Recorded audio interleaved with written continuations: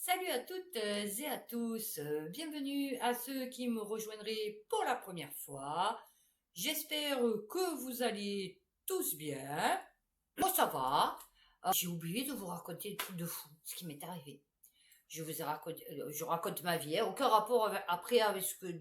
Ouais, ça a un peu rapport quand même. Je vous ai dit que ma mère, elle avait touché un héritage. C'est de sa cousine, d'accord? Et donc il y a une maison.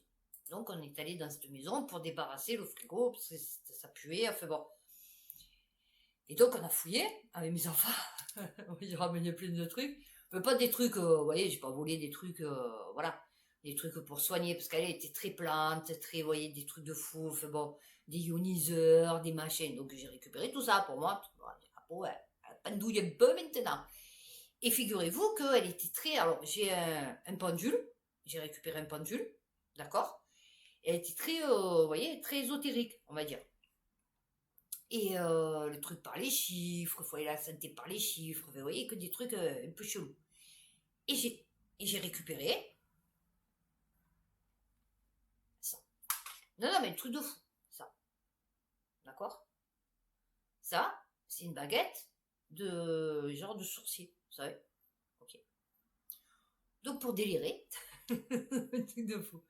Pour délirer, je sais putain, c'est tout de sourcier. Et donc, je me dis, tiens, je regarde et je vois que ça peut détecter l'eau, les objets précieux et, euh, et mauvaises ondes. Enfin, des ondes, d'accord. Bon, mauvaises, bonnes, j'en sais rien, enfin bon. Et donc, pour délirer, j'ai dit, tiens, je veux le faire dans la maison. Et donc, je commence, vous voyez, à faire comme ça, de partout, de partout, de partout. Eh bien, figurez-vous que là, vous voyez, là, figurez-vous qu'elle bouge toute seule. Non, non, mais un truc de fou. Là où j'ai la pile, donc l'évier de, de la cuisine, ok, c'est de l'eau. Dans la salle de bain, ok, ça me le fait dans la douche, c'est de l'eau. Par contre, ça me le fait, il y a mon armoire, là, vous voyez mon armoire. Il y a une énorme glace, vous voyez, et il y a une glace. Eh bien, figurez-vous qu'elle bouge. Alors, pas devant la glace, mais sur le côté de la glace. Non, non, mais c'est un truc de fou quand j'ouvre la porte, d'accord. Au niveau genre de la serrure, je ne sais rien. Enfin bon, et donc là, du côté du mur. Et là, franchement, je sais pas ce qu'il y a. Mais c'est un truc de fou. Elle bouge toute seule. Et donc, pour délirer, j'ai dit à mes enfants, j'ai dit, ben, faites-le, vous aussi, pour voir si vous avez le truc qu'elle bouge toute seule. Eh ben, mes enfants, ils n'ont pas le truc. Je vous promets, elle bouge toute seule. Non, non, mais c'est un truc de malade.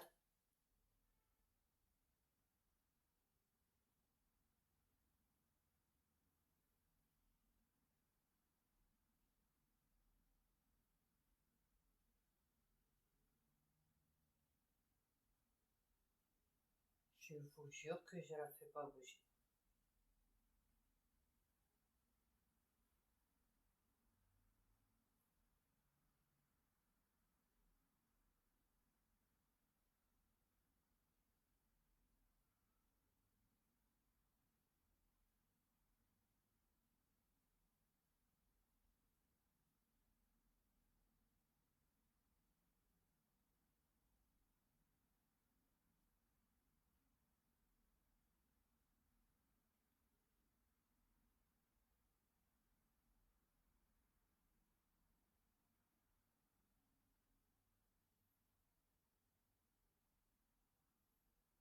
C'est un truc de fou.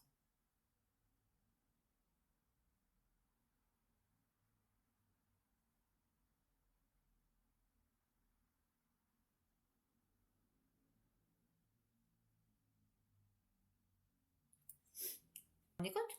Mais je vous promets que je bouge pas le truc.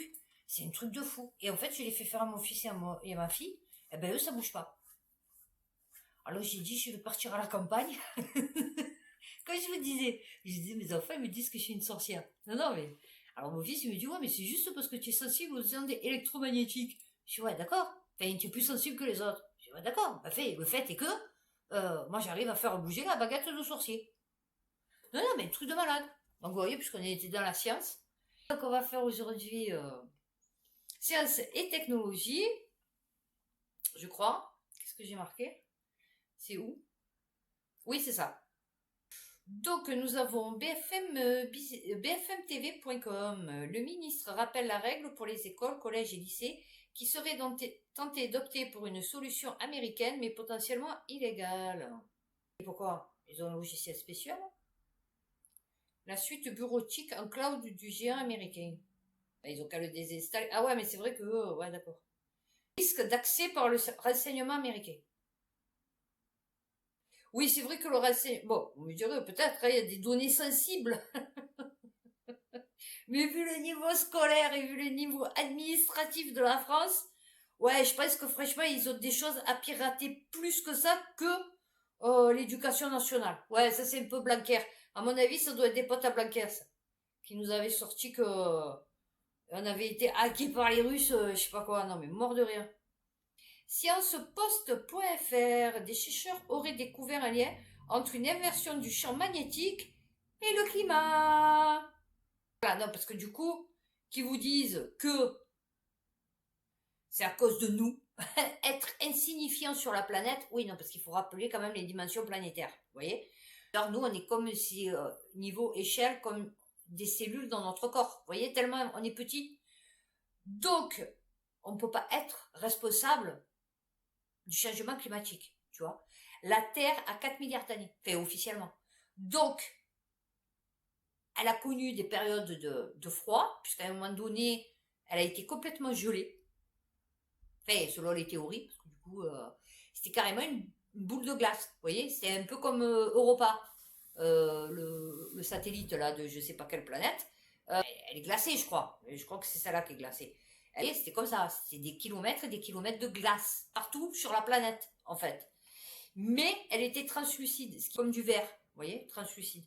Et donc, en fait, les rayons du soleil, ils passaient quand même. Et donc, du coup, il y avait de la vie en dessous. Ce qui fait que la planète, elle n'est pas morte, vous voyez. Non, non, mais parce que moi, j'étais à fond sur ça, hein, faut pas croire. Hein. Donc, du coup, on n'a pas attendu après nous pour changer de climat, tu vois. Des chercheurs japonais de l'université de Kobe pensent avoir trouvé un lien de cause à effet entre l'inversion des pôles magnétiques et le climat il y a 780 000 ans. Donc, on se doute que ça peut se reproduire. Des résultats surprenants et en partie controversés, ah bah oui, bien sûr, ma foi, qui ont été rendus publics en juin dernier. C'était en 2019, mais bon. Il y a 780 000 ans se produisait la dernière inversion connue du champ magnétique terrestre. Au cours d'un tel événement, ah oui, non, mais les Français, ça ne veut même pas que la Terre, fait déjà qu'ils vivent sur une planète, et en plus qu'il y a un champ magnétique. Et que le champ magnétique n'est pas pareil que le pôle Nord. Vous voyez, il y a le champ magnétique terrestre et le pôle Nord. Vous voyez, il n'est pas au même point. Et il disait que justement, comme en ce moment, il y a une inversion des pôles, donc il montrait, vous pouvez regarder hein, sur internet, ça y est. Donc, vous savez, image de synthèse, les pôles déjà commencent, on va dire, à s'inverser. Vous voyez que l'électromagnétisme, c'est plus le même. Et vous croyez que ça influe pas sur le climat? Alors, plus précisément, la mousson hivernale d'Asie de l'Est se serait accentuée au cours de la dernière inversion, une période de 5000 ans, durant laquelle l'intensité du champ magnétique terrestre était réduite de 3/4. Et vous croyez que là, il n'y a pas eu plus de rayonnement solaire? Le rôle hypothétique des rayons cosmiques galactiques. Ah oui, non, mais ça, sur le français, les écolos bobos, ils connaissent pas ça. Tu lui dis, c'est quoi le rôle hypothétique des rayons cosmiques galactiques? Il va te dire, non, mais attends, tu t'es cru dans Star Wars ou quoi? Ouais, tu vas lui dire, non, ça fait partie de la nature, en fait, de notre vie, de la planète, tu vois. Il va te dire, non, non, non, c'est l'humain. C'est la populace avec leur voiture. Ah oui, oui, oui. Lorsque le champ s'inverse, il s'affaiblit. En conséquence, la quantité de rayons cosmiques galactiques arrivant en basse couche est beaucoup plus élevée qu'en temps normal, moins de 50% environ. Or, ce rayonnement tend à favoriser la création de noyaux de condensation et donc la formation de nuages. Ainsi, l'augmentation de la couverture de nuages bas sur le continent aurait provoqué un refroidissement local et une accentuation du contraste entre les terres et l'océan, d'où l'accentuation du vent. Si l'hypothèse est intéressante, elle reste néanmoins controversée. Ah ben oui, c'est sûr qu'ils vont pas te dire oui, parce que du coup, ça remet tout en cause, tu comprends, avec leurs voitures électriques, leurs éoliennes et leurs panneaux photovoltaïques. Eh oui, et ton compost, et je sais pas quoi, et de je sais pas quoi. Eh ouais, c'est sûr. Trustmascience.com, un ordinateur quantique d'IBM exécute le plus grand programme informatique quantique, c'est tout du quantique, jamais lancé, capable d'utiliser 433 qubits. L'entreprise a cependant fait de nombreuses révélations de... Oui, ça me rappelle Pfizer avec son piou-piou. Elle affirme qu'elle a lancé un circuit... Ah oui, elle peut affirmer, ouais. De 127 qubits qui s'est montré capable... Non, mais moi j'aime bien. Bon, vas-y, fais voir. Ah ouais, non, mais attendez, on l'a fait... Oula, attendez, pour le présenter... Ouais, non, mais je sais pas, tu me dis qu'il fait 127 qubits. Donc, vas-y, fais voir l'ordinateur. Ouais, mais il est quantique. Oui, ben d'accord, mais donc il n'existe pas. C'est un ordinateur qui n'existe... Physiquement, il n'existe pas. D'accord. Et sinon, alors, comment tu fais pour savoir? Ben, parce qu'ils n'existent pas eux non plus. En fait, tu fais ce que tu veux dans le quantique, chérie. T'as pas compris encore? Ah, d'accord. Non, j'avais pas compris. Eh ouais, c'est pour ceux qui ont 4 cerveaux, là. Tu vois? Le scientifique basique, c'est 3. L'élite, c'est 2. Moi, c'est 1 fendu en 2. Le peuple français, c'est la moitié d'un. Tu vois, chacun a son cerveau qui lui correspond, tu as vu? Donc, eux, on en est à 4 cerveaux. Donc, un cerveau et 2 cerveaux ne peuvent pas comprendre un 4 cerveaux. Peut-être un 3, mais bon. Dans le cas d'un ordinateur classique, l'unité d'information de base est le bit. Celui-ci peut se trouver soit à l'état 0, soit à l'état 1. Allez! Dans un ordinateur quantique, les choses fonctionnent un peu différemment. Ah ben oui, elles fonctionnent comme elles veulent. On trouve cependant une sorte d'équivalent, appelé qubit, grâce à la fameuse loi de superposition. Les qubits peuvent en quelque sorte être à la fois 0 et 1, et même se situer dans des états entre les deux, comme 0 et 1. 10, 11, ouais non. Cela permet de déployer une puissance de calcul phénoménale. Accepter les erreurs pour mieux les corriger. Cependant, cette capacité est également un point de faiblesse concernant les erreurs de calcul. Ah oui, c'est ça. C'est que le truc, il fait 127 qubits, mais par contre, il fait que des erreurs. Ah oui. Ah, il fonctionne vite. Mais alors, rien du tout. Ah oui, non, mais... Les ordinateurs quantiques sont intrinsèquement beaucoup plus sensibles aux perturbations. Ouais, c'est-à-dire qu'à peine tu fais... Hop, le truc, il a dégagé, tu vois. Ah non, mais mort de rire. Bon, ben voilà. Vous savez que, paradoxalement, la méthode qu'ils ont utilisée pour éliminer les erreurs a été de les répéter. Ah ouais. Mais il y a plein d'erreurs. Ouais, mais c'est normal. Ah bon? Ouais, ils répètent. Ouais, d'accord, mais du coup, c'est quand qu'ils corrigent? Ouais, ben, quand il aura fini de les répéter. Ouais, d'accord, mais bon, du coup, à un moment donné, il faut bien qu'il s'arrête. C'est au bout de combien de temps? Ah, ben, ça, c'est lui qui voit. Ah ouais, tu es dans le quantique, chérie. Non, là, c'est... oula, c'est trop compliqué pour toi. Donc, lemonde.fr, comment une bactérie de notre bouche accélère la progression des cancers du côlon. Certaines bactéries buccales, comme F. nucleatum, peuvent migrer, infiltrer des tumeurs du côlon, neutraliser notre système immunitaire et favoriser les métastases. Tu sais, d'ailleurs, j'ai jamais vu celui-là de Diodo, métastases. De nouveaux acteurs sortent de l'ombre sur le champ de bataille de la cancérologie. Cette armée microscopique réserve une surprise de taille. Elle n'a pas identité humaine. Putain, on dirait François Hollande.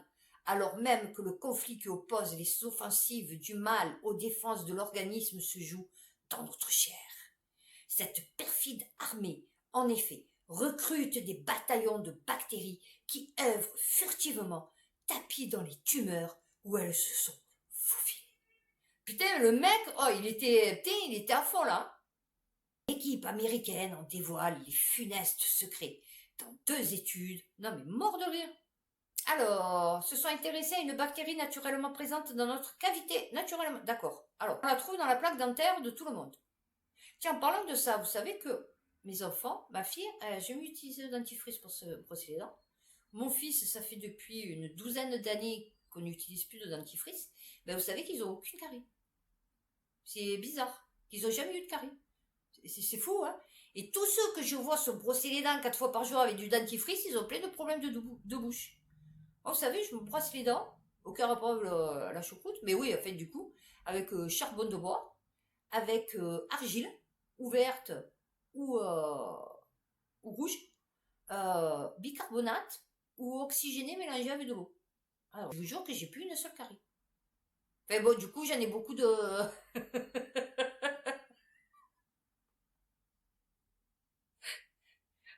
J'en ai presque plus de dents naturelles. Donc ça va être compliqué pour avoir des caries. Mais bon, comme du coup que j'ai la gencive qui se rétracte, vous savez, des fois j'avais des caries au niveau de la racine, vous voyez. Il pétait un câble le dentiste chaque fois. Eh ben ça fait très longtemps que je n'en ai pas eu. Mais c'est pour vous dire, pour mes enfants, ben voilà. Et mes enfants, jamais ils se brossent les dents, le dentifrice. Hein. Et ils ont une bouche, elle est nickel chrome. Alors, donc, les auteurs montrent qu'au sein d'une même tumeur, elle se réfugie dans des micro-niches. Alors oui, alors attendez. Hein, trouvée dans les cancers de la bouche et du côlon. D'accord. Elle booste les capacités de migration des cellules cancéreuses infectées. D'accord. Dès lors, celles-ci deviennent plus aptes à semer des métastases, entraînant avec elles le microbe. D'accord. Autre effet, nucléatum contrecarre l'action des lymphocytes tueurs. Ces soldats de l'immunité anti-cancer. Ah ouais, d'accord. Oui, parce qu'en fait, j'ai les dents qui se déchaussent, c'est à cause de la cigarette. Parce qu'en fait, pas obstrue, mais ça contracte les vaisseaux, les micro-vaisseaux sanguins, vous savez. Ça les bouche, fait, bon, je sais pas ce que ça fait. Et en fait, du coup, les gencives sont plus irriguées en sang correctement. Et donc, du coup, elles se rétractent. Voilà pourquoi il faut pas fumer. Oui, donc, oui, j'ai mis la lampe, parce que il fait un temps pourri et il n'y a plus de lumière. Alors, scienceevie.com, une nouvelle théorie étonnante sur les causes de la maladie d'Alzheimer. J'aurais pu le mettre en santé, mon fait. Un processus pathologique grave et particulier dans le cortex cérébral. Ah ouais, ça c'est une maladie de fou. Hein. Alors, le cas décrit, ok, confusion, trouble. Lors de l'autopsie, Alzheimer a remarqué la présence de plaques dans le cerveau de la patiente. Des agrégats de protéines amyloïdes bêta sont encore aujourd'hui considérés comme étant responsables de la maladie d'Alzheimer. Cette théorie comporte toutefois deux lacunes. Premièrement, elle n'explique pas pourquoi de nombreuses personnes, dont certaines sont âgées, présentent des plaques au cerveau mais sans pour autant souffrir de symptômes neurologiques tels que la perte de mémoire. Ah, bon, il n'était pas au courant. Deuxièmement, les essais cliniques de médicaments qui réduisent ces plaques ont été infructueuses, sauf pour une exception récente à laquelle nous reviendrons plus loin. Lorsque la protéine amyloïde bêta s'accumule sous forme de plaques agrégats insolubles, la forme soluble originale de la protéine, qui remplit des fonctions importantes dans le cerveau, est consumée et perdue. Certaines études ont révélé que la réduction de la quantité d'amyloïde bêta soluble, appelée amyloïde bêta 42, entraînait une détérioration des résultats cliniques des patients. On apprenait des trucs. Dans une étude récente, alors nous avons cherché à comprendre ce qui était davantage lié à la progression de la maladie d'Alzheimer, la quantité de plaques dans le cerveau, la quantité d'amyloïde bêta 42 restante. Alors, nous avons étudié les données d'un groupe de personnes porteuses d'une mutation génétique héréditaire rare qui fait courir un risque élevé de développer la maladie d'Alzheimer. Les participants provenaient de l'étude de cohorte Dominantly Inherited Alzheimer. Nous avons découvert que la diminution de l'amyloïde bêta 42, la version fonctionnelle de la protéine, était plus néfaste que la présence de plaques. Ah, donc maintenant, c'est plus les plaques, mais c'est voilà, c'est plus les agrégats insolubles d'amyloïde bêta, mais c'est carrément l'amyloïde bêta, la diminution d'amyloïde bêta. Les participants ont été suivis pendant 3 ans en moyenne et nous avons constaté que ceux qui présentaient des taux élevés d'amyloïde bêta 42 dans leur liquide céphalo-rachidien, oui d'accord, étaient protégés. Vous voyez? Putain, je suis trop forte. Non, mais quand je vous dis, je comprends vite, hein, mais il faut m'expliquer longtemps. De plus, leurs conditions ne se détérioraient pas pendant la durée de l'étude. Ouais, donc en vérité, c'est l'amyloïde bêta 42 qui doit être importante. Et c'est quand elle baisse que, en fait, c'est ça qu'il faut surveiller. Les porteurs de la mutation Osaka ou de la mutation arctique, les personnes peuvent développer une démence avec de faibles niveaux d'amyloïde bêta 42, sans qu'on ait pu détecter la présence de plaques. Ouais, c'est ça. Donc en fait, ouais, ça avait un rapport, mais du coup, eux, ils se sont rendus compte qu'en fait, c'était pas les reliquats, les agrégats insolubles, genre de ça, qui est resté, mais en fait, c'était la diminution de la protéine originale de l'amyloïde bêta-42. Non, non, mais c'est bien. Le monde.fr. Enfin, ça, par contre, vous voyez, j'ai pas de souci avec ça, vous voyez. Parce que du coup, les mecs, ils cherchent, ils trouvent, vous voyez. Moi, c'est des trucs branquignoles, là. De l'autre avec ses 12 trucs dans l'espace, vie développée, l'autre avec son changement climatique à cause des pets de vache. Non, non, mais mort de rire. Alors, le monde.fr, face aux résistances aux antibiotiques, d'accord, un nouveau regard sur les phages. Ouais, j'en avais entendu parler de ça déjà. Après avoir été relégués au rang d'outils de laboratoire dans les pays occidentaux, les phages, ces virus des bactéries découverts au début du XXe siècle, suscitent un regain d'intérêt face aux résistances aux antibiotiques. Eh ouais. Que peut alors signifier la pratique d'une médecine fondée sur l'éradication des microbes, car les relations que nous entretenons avec ceux-ci nous apparaissent bien plus complexes et foisonnantes qu'une simple relation de pathogénicité.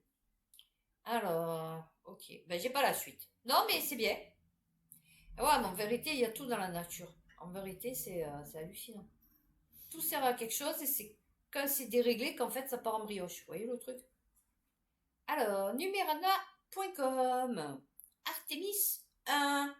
La NASA n'a aucune idée de pourquoi elle a perdu le contact avec la capsule Orion.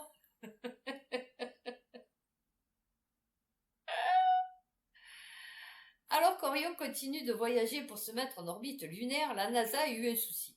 Le contact avec la capsule d'Artemis a été perdu pendant presque 50 minutes. Oh, ces extraterrestres, ils sont venus voler la technologie américaine. Ah ouais, ouf. Pas de nouvelles, bonne nouvelle. À savoir si elle s'est posée sur la bonne lune. Ouais, non, parce que elle est partie sur une lune d'une planète très lointaine. Et elle croit que c'est... Ah ouais. Parce qu'elle n'est pas habitée, je crois, Artemis. Il y a du mail, je crois, dedans. Leséchos.fr. Cancer. La Suisse double la France dans la révolution de la radiothérapie flash. Oh bah, tu sais. Il en faut pas beaucoup maintenant, hein, pour qu'on nous devance, tu vois. Alors, de l'Institut Curie allié à Thales. Attend toujours l'aide de l'État pour financer son prototype.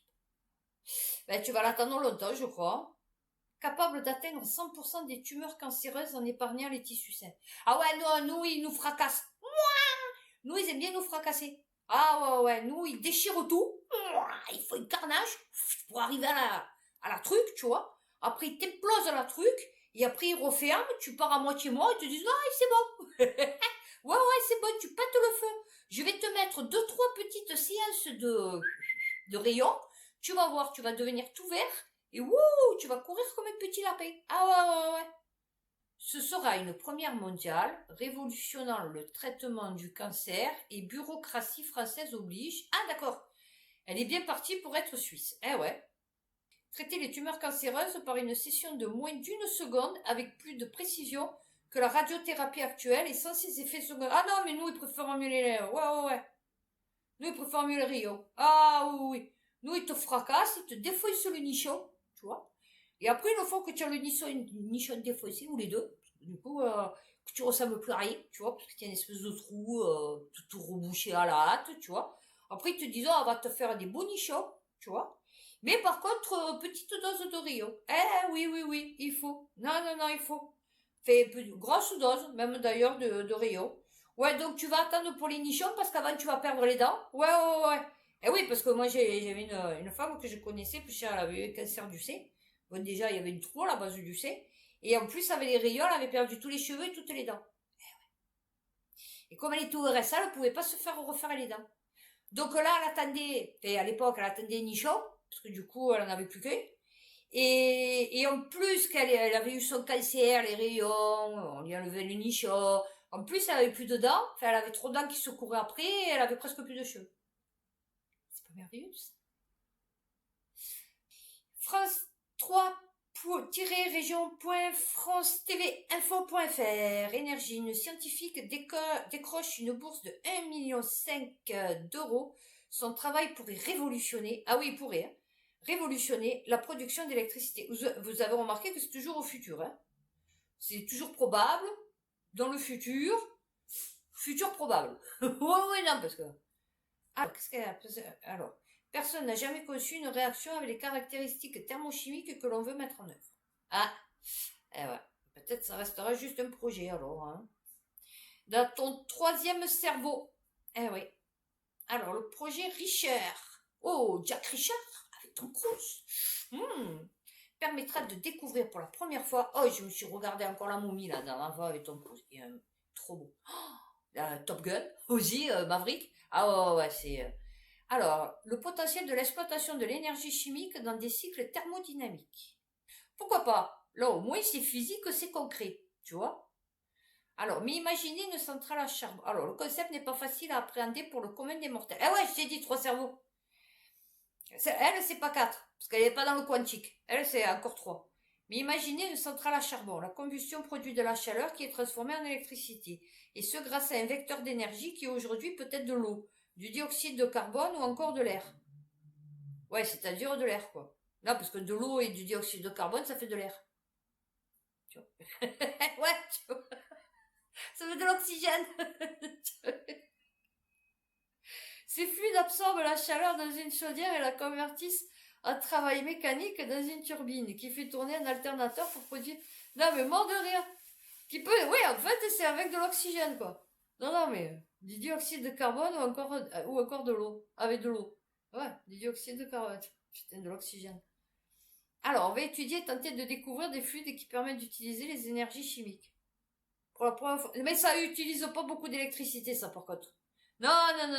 C'est-à-dire, pour produire de l'électricité, il va falloir que tu produises de l'électricité. Tu vas t'auto-gérer, en fait, c'est tout, quoi. Non, c'est bien. Ah, je sais pas si vous avez vu ça. Trustmascience.com, des photos capturées par des aspirateurs Roomba diffusées sur Internet. Mort de rire. Moi qui voulais m'en acheter si j'avais les sous. Ah ouais, j'ai des marre de balayer, ça m'a gonflé. Bon, après, c'est rose, ça va pas dans les coins. Mais bon, enfin, je pense que ça doit être assez puissant quand même, ce truc. Bon, fait voilà. Alors, de nombreux détails des logements concernés, meubles, objets, décorations, etc. Certaines de ces images sont étiquetées placards, chaises, étagères, lampes, tables. Ben oui, on reconnaît. Ma foi.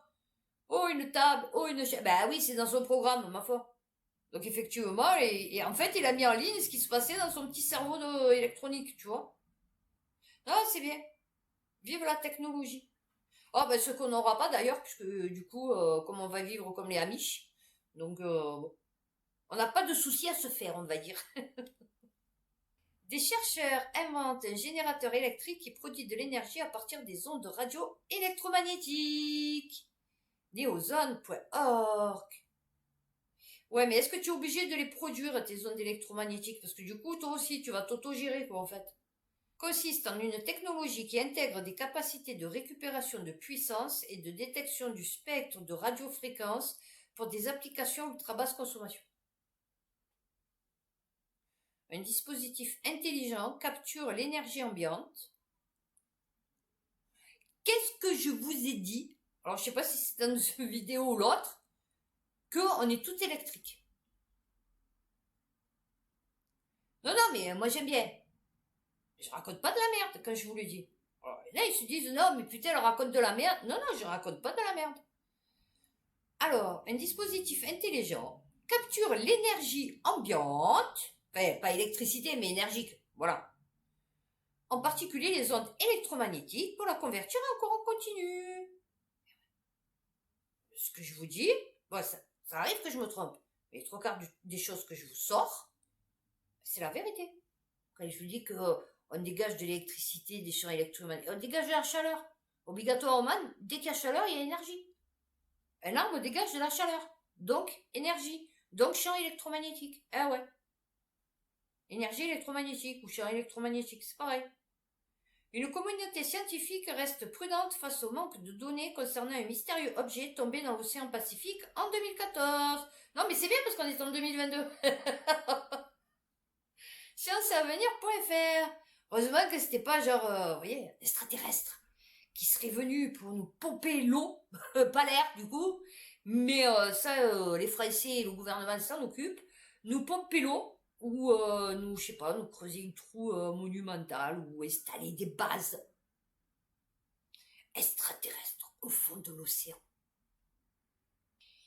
Ah, par contre, ça, c'est pas complotiste. Hein, ça, c'est pas des fous furieux qui inventent ça. Non, pas du tout. Mais toi, par contre, quand tu vas dire selon ce que tu dis, on va te dire, mais tu es complotiste, tu vois. Ah oui, non, non, mais quand on te dit, ouais, c'est peut-être un plan et tout ce qui s'est passé depuis 2 ans, on va te dire, ah, tu es complotiste. Par contre, le mec, il va te dire, ouais, il y a un extraterrestre qui est venu d'une galaxie, qui s'est posé au fond de l'océan et qui a fait des constructions invisibles à l'œil nu par l'être humain. Là, c'est pas il fou furieux, le mec. Non, non, pas du tout.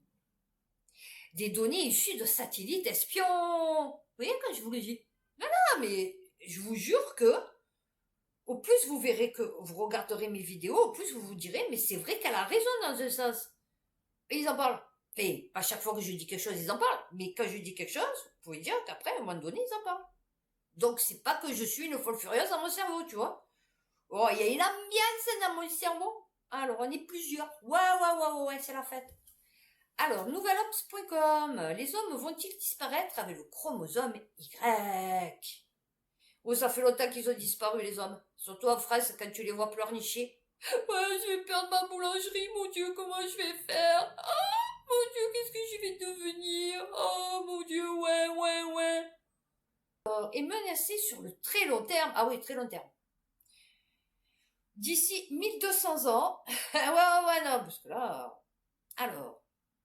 Et ainsi rassurer la moitié de l'humanité et aussi fournir des pistes pour notre santé. Ah ben déjà, fous-nous moins de perturbateurs endocriniens, de pesticides, de fongicides, Oui, déjà, et tu verras qu'on se portera super mieux. Déjà. La 5G, un gouffre sans futur. Reporter.net. Oh, le pas possible. Je croyais que c'était le... C'est pas Macron qui avait dit, oui, il faut qu'il y ait la 5G partout sur le territoire, parce que nous, on n'est pas des Amish. Coût énergétique, environnemental, utilité douteuse, en dépit des critiques qui se renforcent, la 5G poursuit imperturbablement son déploiement, dénonce l'auteur de cette tribune. Ah ouais? Bah oui, parce que ça sert à rien. La 5G, c'est pas pour nous. Enfin, ça sert à rien en vérité, c'est vrai. La 5G n'en finit plus de se chercher. En dépit d'oppositions marquées, les déploiements se poursuivent alors que les nouveaux usages, censés émerger l'année prochaine, se font attendre. Ah oui, ça sert à rien. Rien du tout.